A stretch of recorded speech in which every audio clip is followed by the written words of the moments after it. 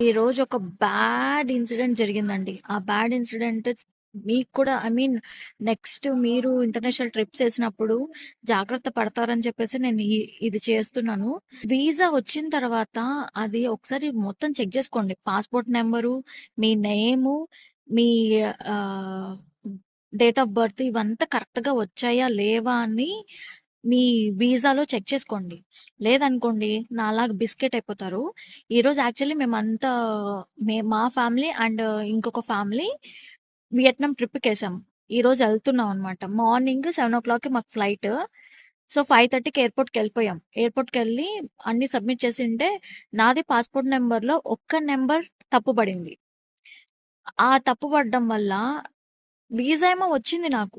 Visa వచ్చింది గదా! అని చెప్పేసి మేమేం పట్టించుకోలేదు. మామూలుగా ఏదైనా రిమార్క్ ఉంటేనే గదా! వీసా రాదు. సో, వీసా వచ్చేసింది ఇంకేముందిలే అని చెప్పేసి మేము గూడా ఏం పట్టించుకోలా. సో, ఇంకా వాళ్ళు వీసాలో ఒక నంబర్ రాంగ్ వచ్చిందని చెప్పేసి మేము అప్రూవల్ చేయము అన్నారు. లాస్ట్‌కేమైంది నేనొచ్చి ఇంట్లో పడ్డాను. వాళ్ళంతా ట్రిప్‌కెళ్లారు.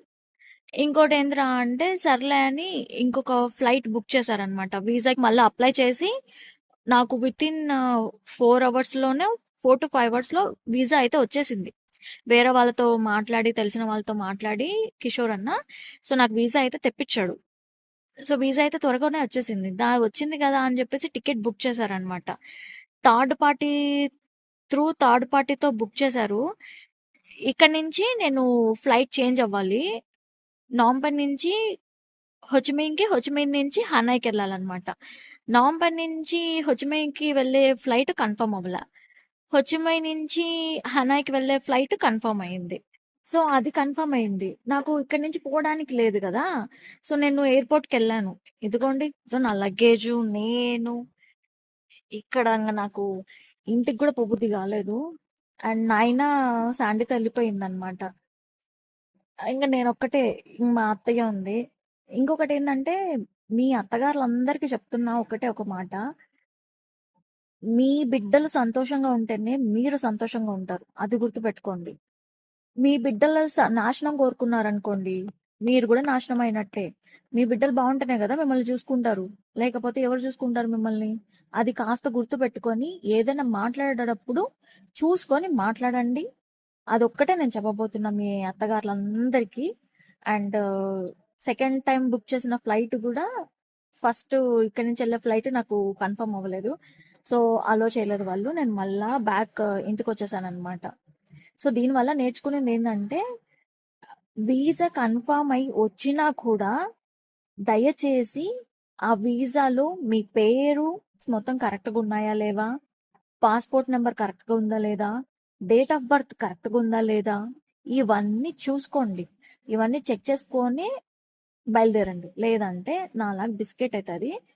సో, ఇప్పుడు యాక్చువల్ ఇప్పుడు మామూలుగా మేము పోవడానికి టికెట్ $150 అయితే, ఇప్పుడు ఈరోజు నేను పోవడానికి అరౌండ్ $250 బుక్ చేసి టికెట్ బుక్ చేశారు. అది రీఫండ్ వస్తదో రాదో నాకు తెలీదు. మళ్ళీ ఇన్ కేస్ రేపు బుక్ చేయాలంటే 350 ఎంతో ఉంది టికెట్ ప్రైస్. ఇంకా నేను అన్నాను మా ఆయనతో, ఇంకేం అవసరం లేదు. అది రీఫండ్ వస్తే నాకు టుమారోకి బుక్ చెయ్యి.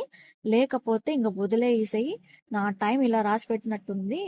సో, ఇంక వదిలేసేయి. నాయనాన్ని బాగా చూసుకో అని చెప్పాను. వాళ్ళకి తెలియాలే. వచ్చింది కదా అని చెప్పేసి ఇప్పుడు టికెట్ బుకింగ్, వీసాలు ఇవంతా చూసుకునేది మా ఆయననే. సో, చూసుకోవాలి కదా! వచ్చిన తర్వాత నెగ్లెక్ట్ చేసినాడు. సో, ఇప్పుడేమైంది? దెబ్బ పడింది. సో, ఇంక ఆయనకే ఇంక ఏమంటే నాకొక్కటే ఒక బాధ.